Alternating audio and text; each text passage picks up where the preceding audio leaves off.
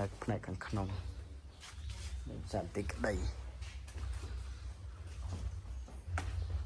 មានទ្វារពិឆោតនេះទ្វារពិឆោតមួយ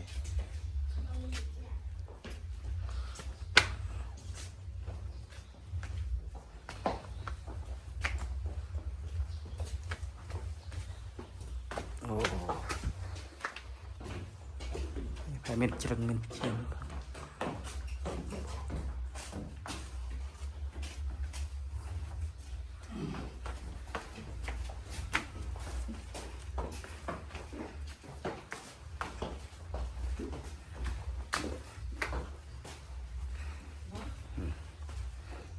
ផ្នែកខាងក្រោយ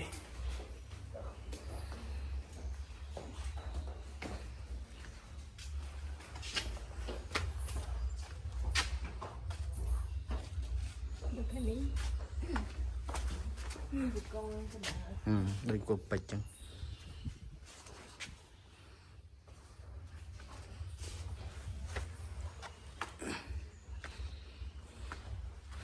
មានដាំកាទៀតនេះដាំកាកូននេះនេះចំដាំនៅកណ្ដាលណា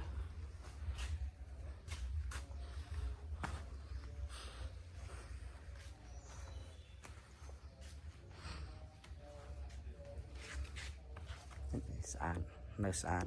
ណាមួយទៅគេពងតែជួសជុលផងនៅផ្សារមក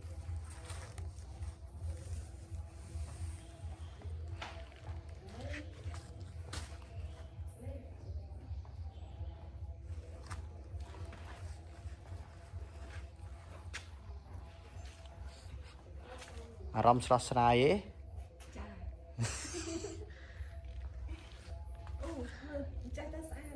ហ្នឹងហើយទៅស្អាតនេះជុំវិញនេះទៅដូចនៃប្លុកក្តារប៉មជុំវិញ4ជ្រុងហ្មងកន្លែងនេះហេ4ជ្រុងហ្មង